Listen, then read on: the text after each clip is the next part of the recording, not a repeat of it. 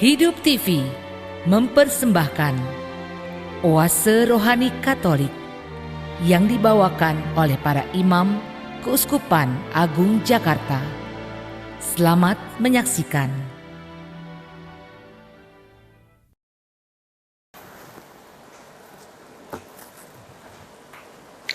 Selamat berjumpa kembali para sahabat ORK, Oase Rohani Katolik. Sudah lama kita nggak berjumpa, sekarang kita berjumpa pada minggu pertama masa Prapaskah sesudah hari Rabu Abu yang baru kita rayakan. Marilah kita sebentar mengheningkan diri. Kita mengarahkan hati kepada Tuhan. Marilah berdoa. Dalam nama Bapa dan Putera dan Roh Kudus. Amin. Allah, Aba, Bapa kami bersyukur bahwa Engkau memperkenankan kami mengikuti jejak Santo Yohanes Pembaptis maupun Tuhan Yesus Kristus. Baik Santo Yohanes Pembaptis maupun Tuhan Yesus Kristus mengawali pelayanan-pelayanan dengan mati raga, mengurangi banyak hal, agar supaya menjadi lebih peka, mendengarkan sabda Allah. Berilah agar supaya kami pun boleh langkah demi langkah memperpeka diri kami seluruhnya agar dapat mendengarkan bisikan, merasakan sentuhan,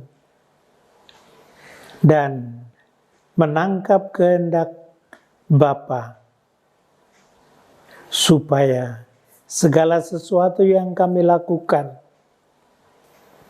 serupa dengan Yesus Kristus, dalam duka maupun suka, mengarahkan hati kepadamu, Allah Bapa kami, dalam Kristus Tuhan dan pengantara kami. Amin. Dalam nama Bapa dan Putera dan Roh Kudus. Amin. Para sahabat sekalian, marilah kita mendengarkan sabda Allah yang diberikan kepada kita melalui Nabi Yesaya yang akan kita dengarkan. Yesaya bab 58 ayat 1 sampai 9a. Beginilah firman Tuhan Allah. Serukanlah kuat-kuat, janganlah tahan-tahan. Nyaringkanlah suaramu bagaikan sangkakala.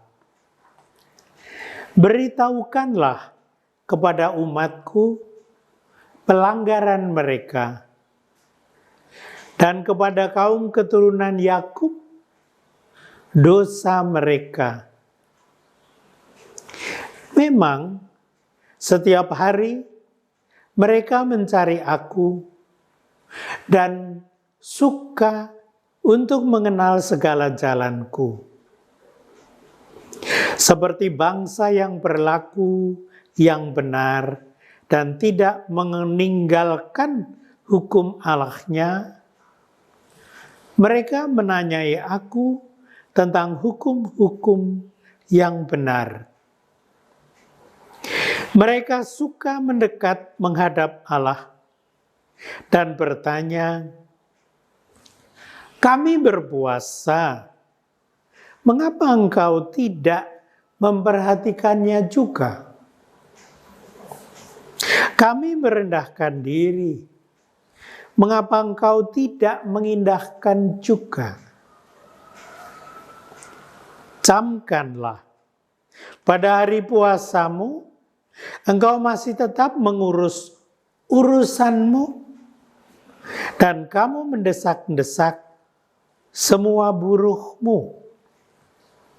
Sesungguhnya kamu berpuasa sambil berbantah dan berkelahi, serta memukul dengan tinju dengan tidak semena-mena. Dengan cara berpuasa seperti itu, suaramu tidak akan didengar di tempat tinggi.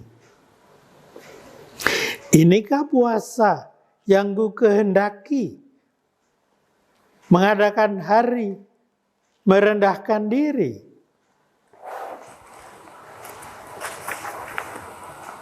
Menundukkan kepala seperti gelagah, dan membentangkan kaki karung, serta abu sebagai lapik tidur.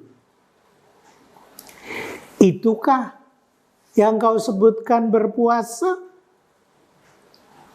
Mengadakan hari yang berkenan pada Tuhan? Bukan. Berpuasa yang ku kehendaki ialah engkau harus membuka belenggu-belenggu kelaliman dan melepaskan tali-tali kuk, membagi-bagikan rotimu bagi orang yang lapar, dan membawa ke rumahmu orang miskin yang tak punya rumah. Dan apabila engkau melihat orang telanjang, supaya engkau memberi dia pakaian, dan tidak menyembunyikan diri terhadap saudaramu sendiri. Pada waktu itulah terangmu akan merekah seperti fajar, dan lukamu akan pulih dengan segera. Kebenaran menjadi barisan depanmu, dan kemuliaan Tuhan barisan belakangmu. Pada waktu itulah engkau akan memanggil dan Tuhan akan menjawab.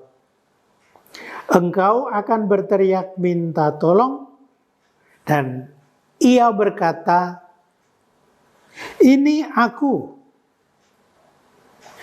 Demikianlah sabda Tuhan.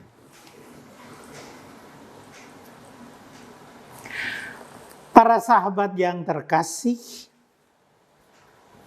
marilah kita menanggapi sabda Tuhan itu dengan doa. Kita ikut Bapa Daud berdoa dari Mazmur. Hati yang remuk redam tidak akan kau pandang hina, ya Allah.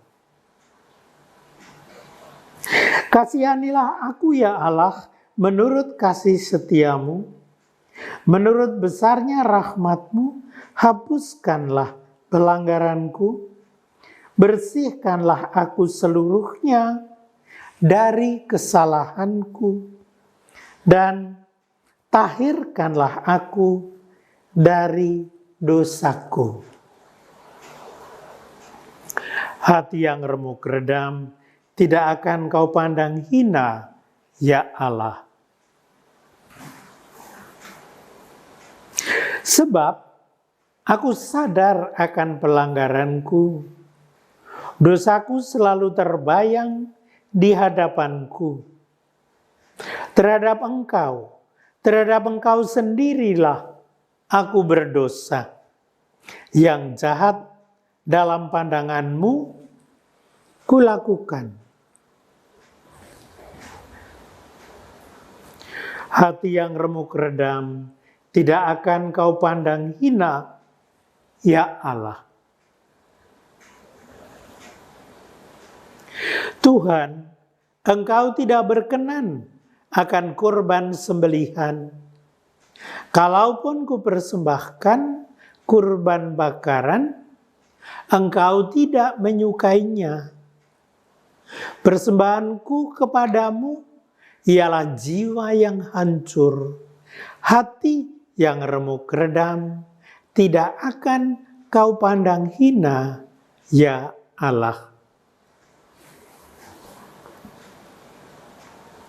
Hati yang remuk redam, tidak akan kau pandang hina, ya Allah.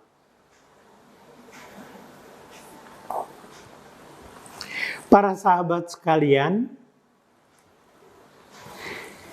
kita akan menyiapkan diri untuk menyambut sabda Tuhan dalam Injil. Kita ingat Nabi Amos pernah mengatakan, "Carilah yang baik dan jangan yang jahat, supaya kamu hidup, dan Allah akan menyertai kamu."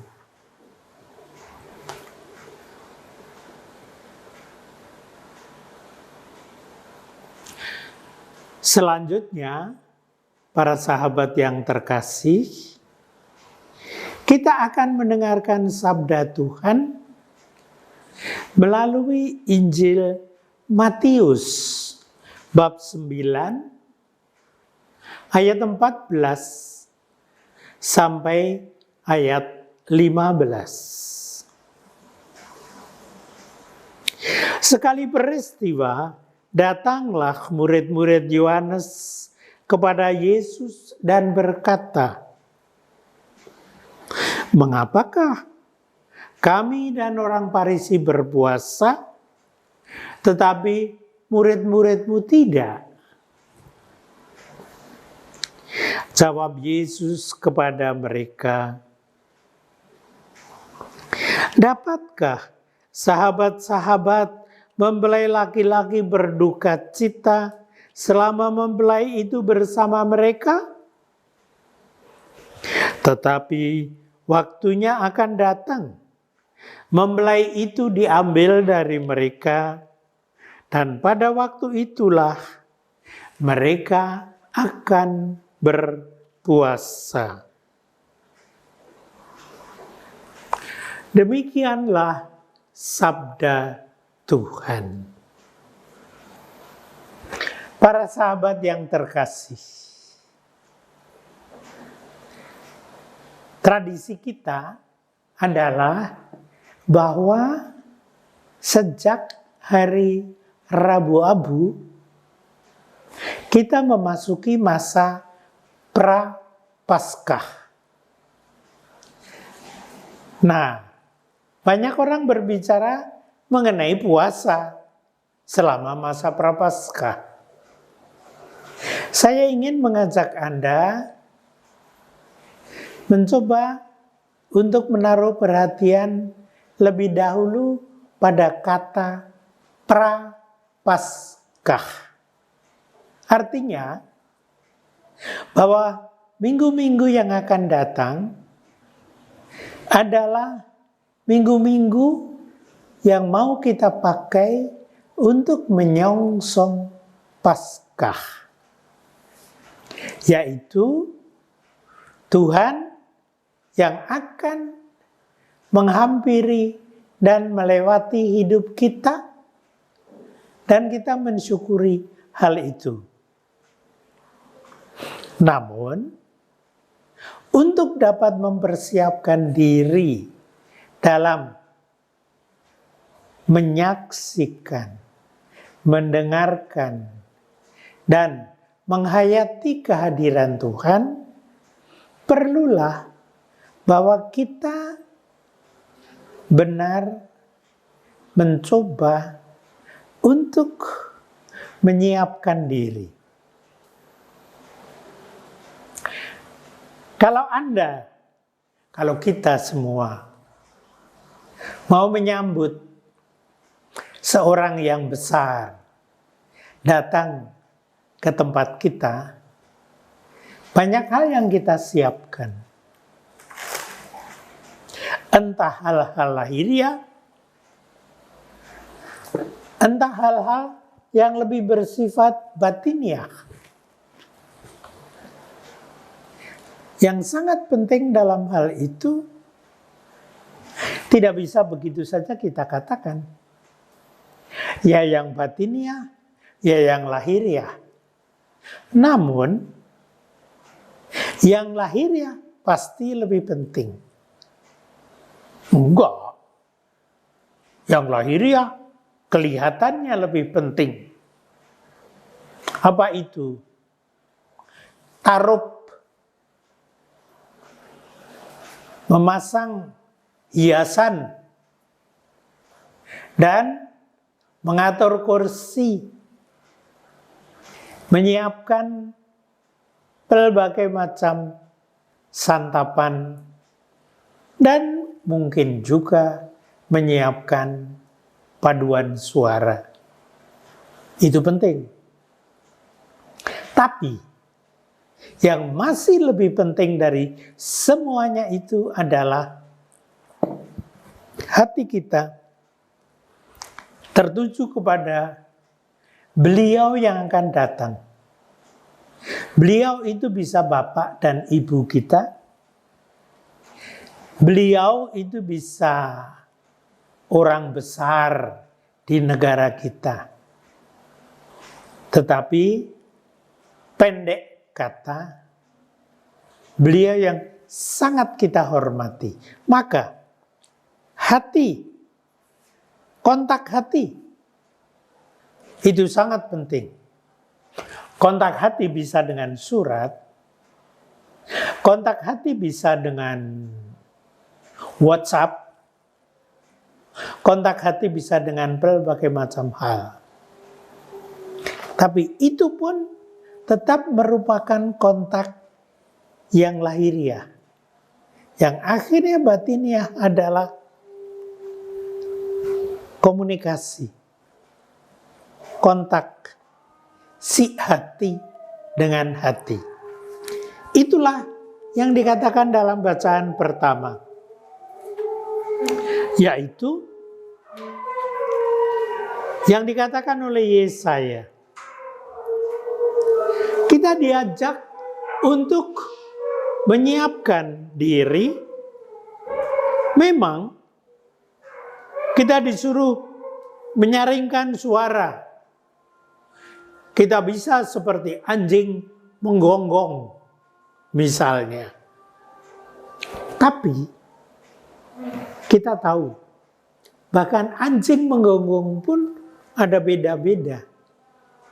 Ada yang menggonggong karena marah, tapi juga ada yang batinnya sebetulnya bersukacita karena kontak dengan kita. Nah, di sini dikatakan dalam Yesaya bahwa kalau kita mau menyambut Tuhan, hati kita hendaknya yang diarahkan. Hal-hal lahiriah boleh kita lakukan. Hal-hal batiniah itu pada akhirnya yang lebih penting. Maka dikatakan bahwa puasa memang berguna. Puasa memang bermaksud menyiapkan diri. Betul. Tapi persis itu, menyiapkan diri untuk kontak dengan Tuhan. Itu sebabnya, maka dengan cara berpuasa seperti ini, suaramu tidak akan didengar di tempat tinggi. Begitu ditulis Yesaya. Kalau dalam masa Prapaskah ini, kita berpuasa, kita bermati raga, itu baik.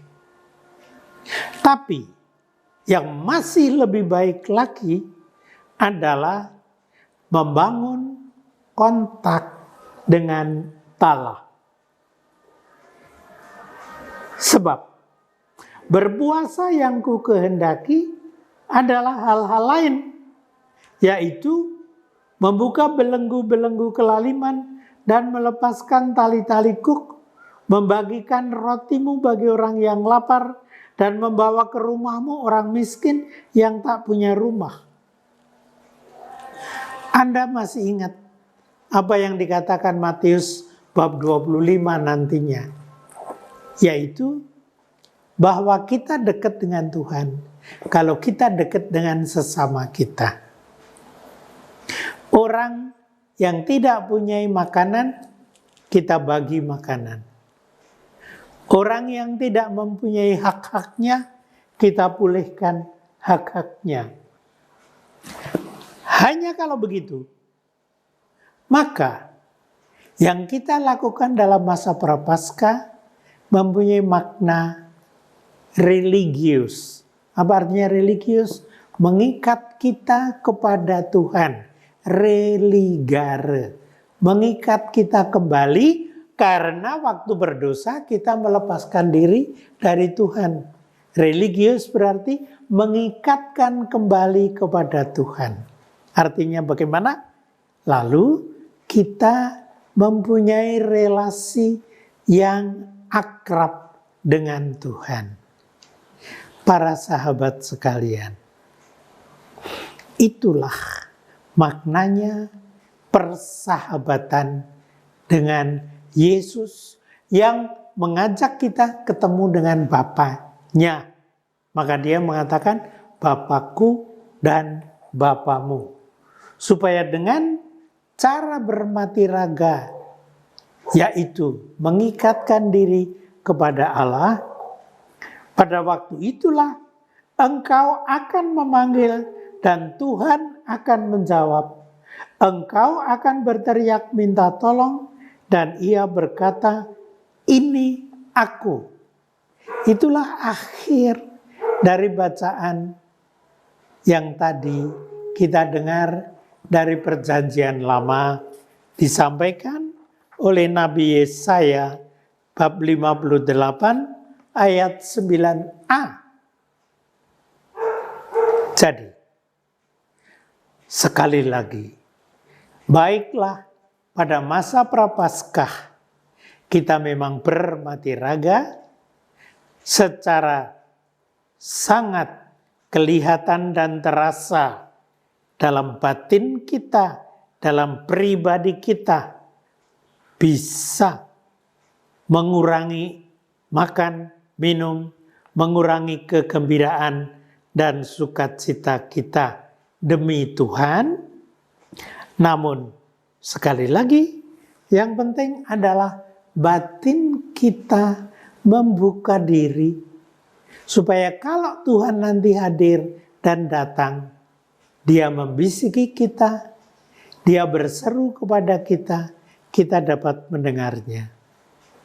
Itu terjadi apabila kita juga mendengar duka cita, ratapan para saudari dan saudara, sahabat-sahabat kita yang membutuhkan perhatian kita.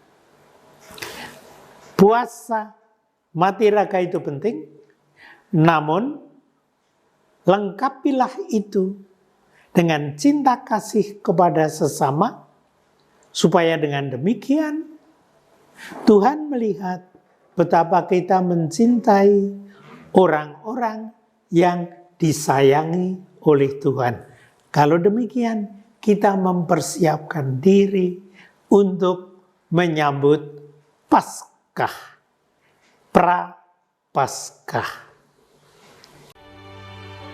Hidup TV mempersembahkan Oase Rohani Katolik yang dibawakan oleh para imam Keuskupan Agung Jakarta.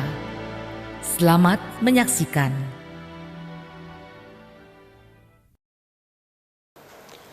Para sahabat yang terkasih, sekali lagi Selamat datang dalam oase rohani Katolik. Kita melanjutkan renungan yang tadi sudah dimulai dengan mendengarkan Nabi Yesaya yang menjelaskan mengenai mati raga macam apa sebetulnya yang dinantikan oleh Allah dalam masa Prapaskah ini.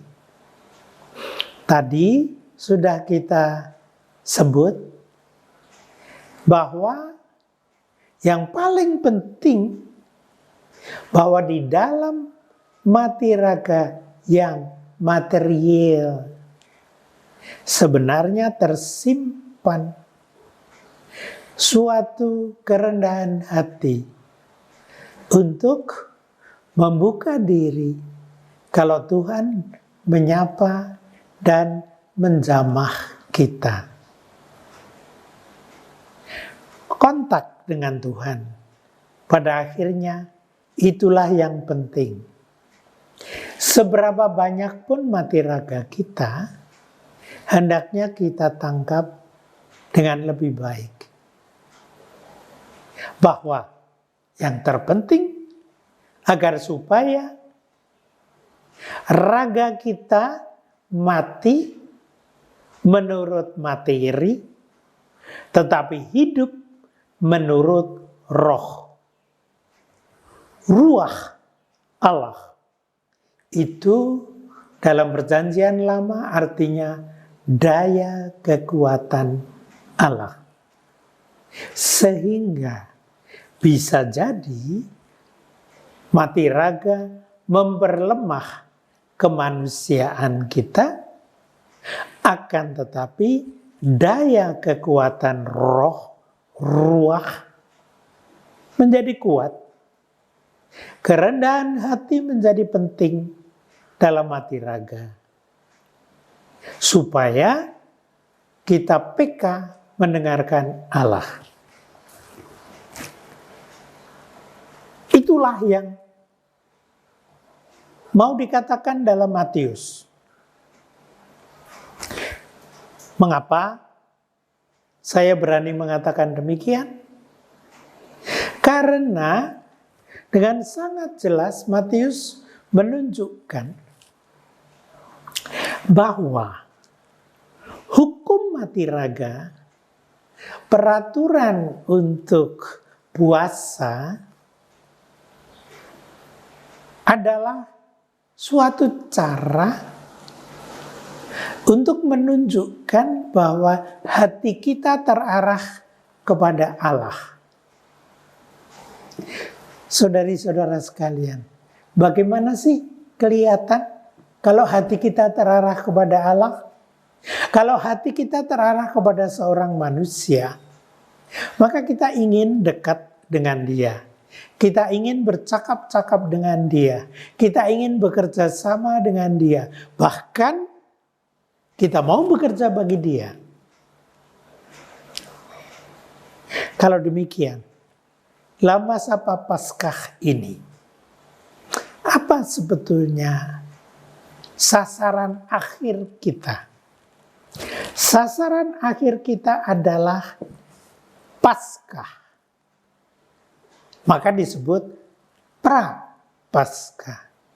Nah, pada Paskah ada apa?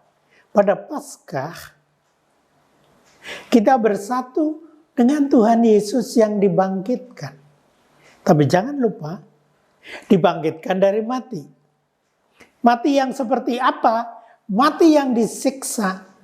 Disiksa untuk apa? Untuk menebus dosa-dosa kita. Oleh sebab itu, mati raga kita janganlah seperti ditampakkan dalam bacaan Yesaya itu tadi, mengatakan, Tuhan, aku kan udah puasa, lalu dapat apa dong? Maaf, bukan itu maksudnya.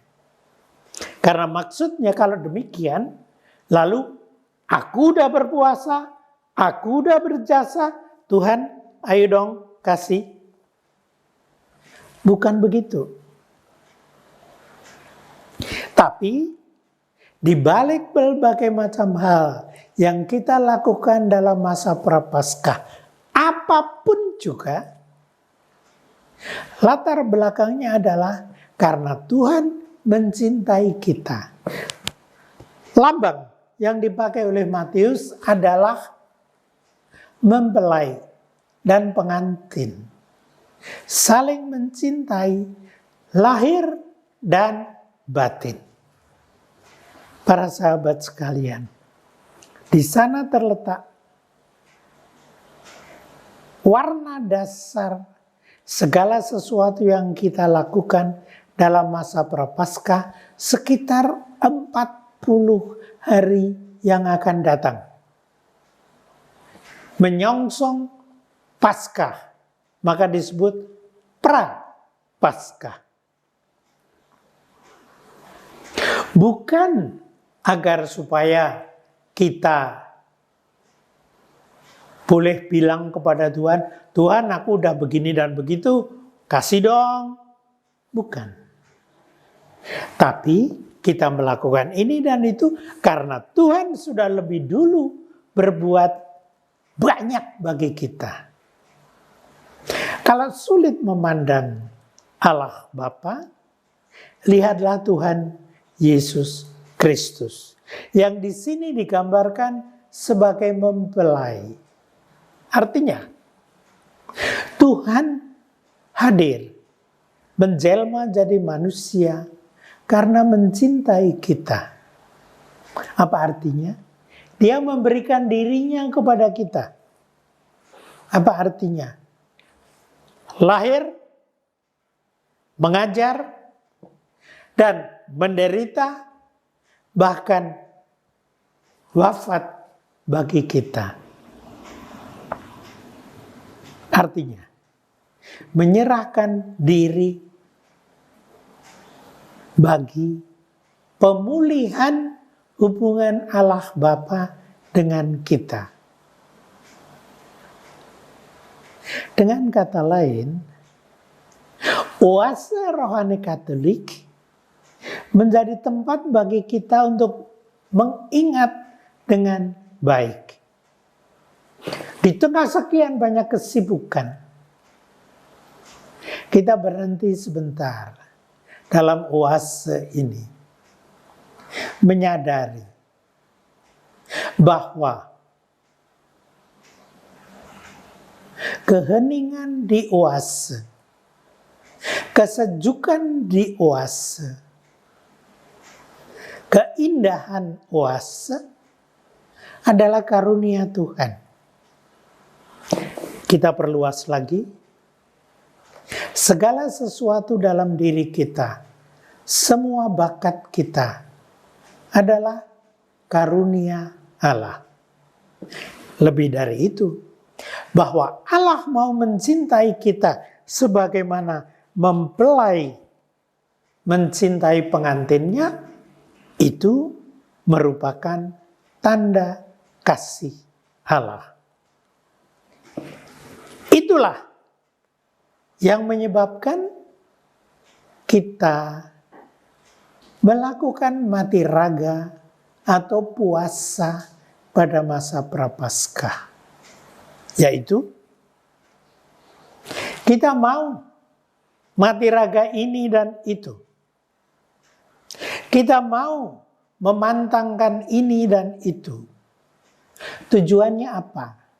Bukan kok tujuannya supaya Allah mengaruniakan ini dan itu. Bukan supaya Allah mengaruniakan ini dan itu. Tetapi karena Allah sudah mengasihi kita.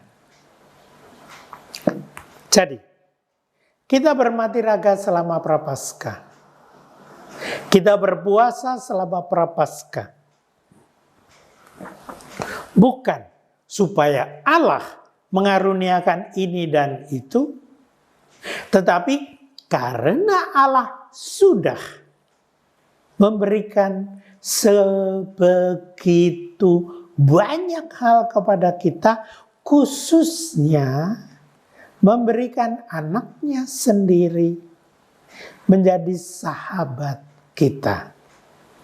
orang yang mencintai kita habis-habisan, bahkan sampai sengsara dan akhirnya wafat di kayu salib. Para sahabat yang terkasih, kalau demikian, marilah kita melanjutkan perjalanan kita menuju Prapaskah dengan melakukan mati raga ini dan itu, berpuasa sekian dan segitu. Namun tujuan dasarnya bukanlah supaya Allah memberikan karunia A, B, C, D, tetapi karena Allah sudah mencintai kita. Kalau demikian, lalu sekali lagi kita melakukan puasa, mati raga, dan berbagai macam hal ini supaya kita dapat mengucapkan terima kasih kepada Allah yang begitu mengasihi kita, begitu mencintai kita, sampai memberikan anaknya sendiri kepada kita. Marilah kita mohon roh cinta kasih untuk menyambut cinta kasih Allah selama masa Prapaskah dan dalam perayaan Paskah serta selanjutnya. Tuhan memberkati kita semua. Para sahabat Oase Rohani Katolik, marilah kita hening sebentar, menyiapkan diri untuk memohon berkat Tuhan, agar supaya masa Prapaskah sungguh menjadi masa kita mempersiapkan hati kita supaya melakukan mati raga, puasa, dan sebagainya demi kemuliaan Tuhan. Marilah berdoa. Dalam nama Bapa dan Putera dan Roh Kudus. Amin. Allah Bapa kami bersyukur bahwa Engkau memberikan waktu kepada kami untuk memperlihatkan bahwa kami sungguh ingin memuliakan Dikau. Bapa yang penuh kasih, kadangkala kami kurang mampu untuk mengarahkan hati kepadamu. Untuk yang silam kami mohon ampun. Untuk yang akan datang, karuniakanlah Roh Kudus-Mu kepada kami, agar supaya kami menyadari betapa Engkau mencintai kami, betapa Engkau mengasihi kami dengan memberikan Putra-Mu kepada kami, dan betapa Engkau merelakan Putra-Mu menjadi sama dengan kami sebagai manusia yang papa, dengan banyak kekurangan, bahkan penuh penderitaan, sampai dengan wafat di kayu salib. Kami bersyukur bahwa Engkau membangkitkannya dalam Paskah. Perkenankanlah kami mohon Roh Kudus-Mu, agar supaya kami boleh mempersiapkan Paskah dengan rendah hati untuk menerima segala sesuatu yang Kau curahkan kepada kami, supaya masa Prapaskah memang merupakan masa kami merasakan cintamu kepada kami dan berkat-Mu baik pada waktu berkekurangan maupun pada waktu kami mempunyai segala karunia-Mu.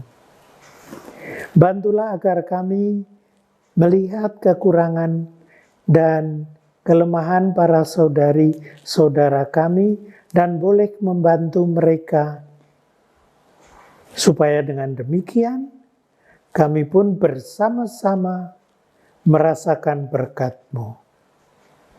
Berkatilah kamu, berkatilah kami semua, dalam nama Bapa dan Putera dan Roh Kudus. Amin.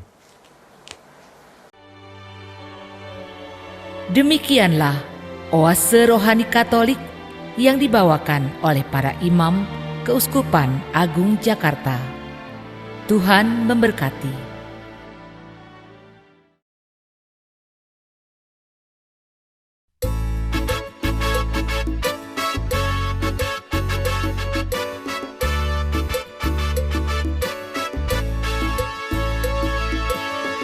Kami menyanyi lagunya asli, la la la, la la la la la, sambil membawa sembahan kami.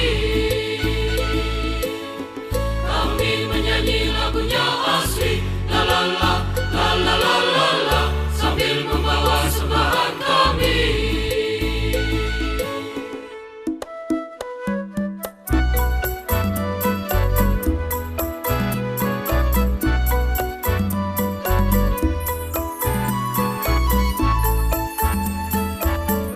Mari kita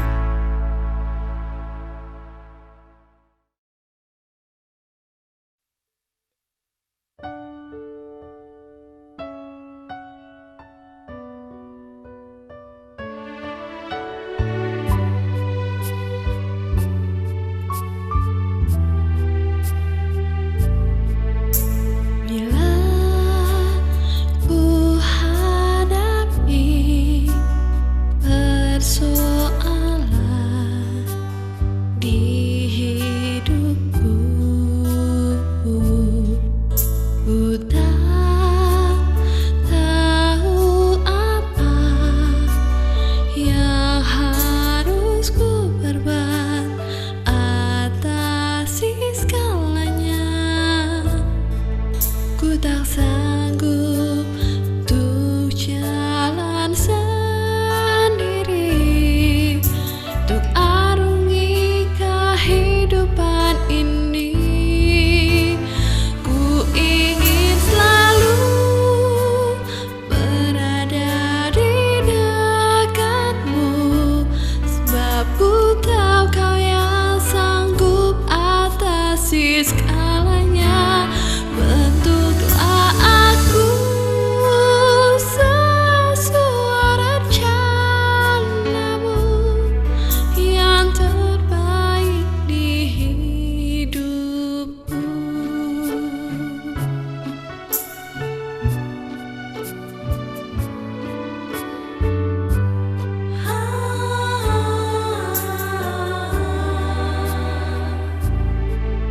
Bila ku hadapi persoalan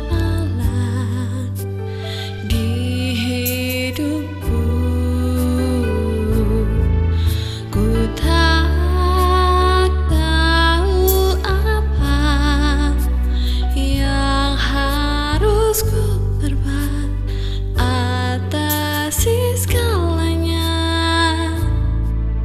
Ku tak sanggup untuk jalan sendiri, untuk arungi kehidupan ini. Ku ingin selalu berada di dekatmu, sebab ku tahu kau yang sanggup atasi segalanya.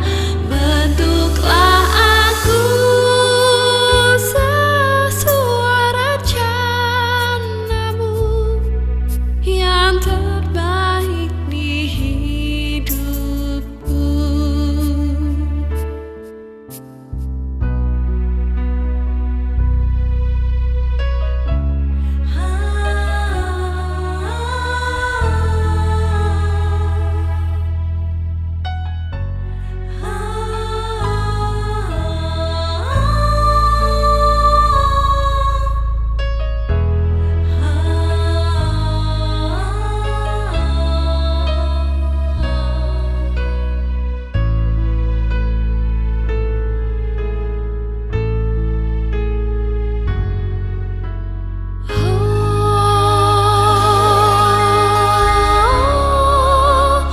Ku ingin selalu berada di dekatmu, sebab ku tahu kau yang sanggup atasi segalanya.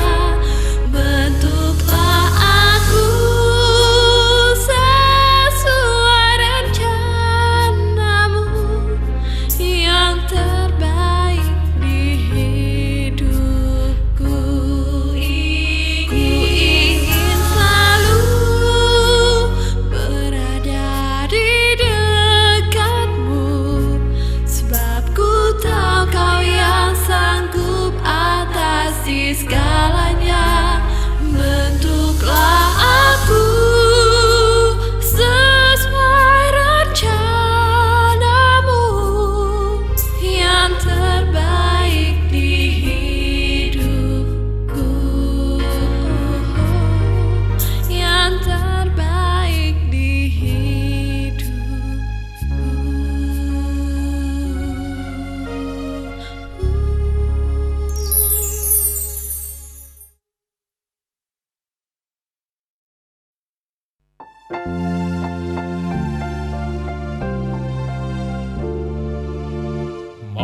Masuklah pintu gerbang Allah, hormati, pujilah namanya, karena Allah kita baik selamanya. Datang pada Tuhan dengan bernyanyi, tiup dengan merdu bunyi sangkakala, bersorak baginya, hai seluruh bumi.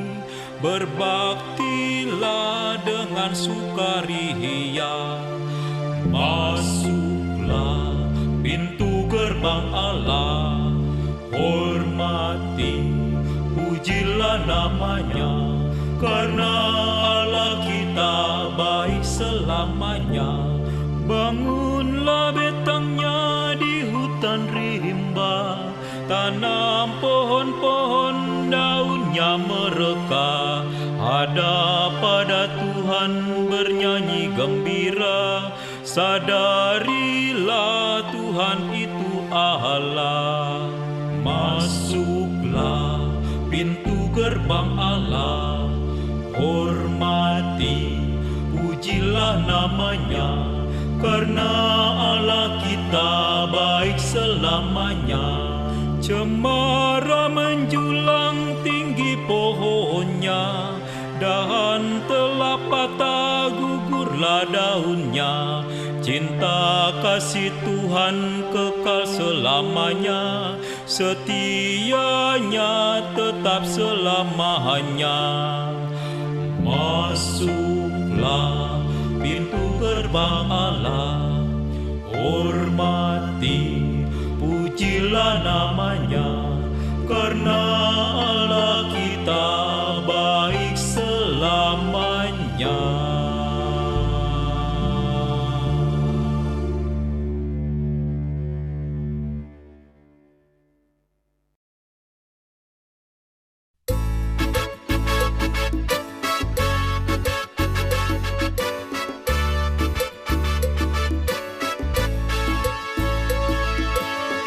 Kami menyanyi lagunya asli,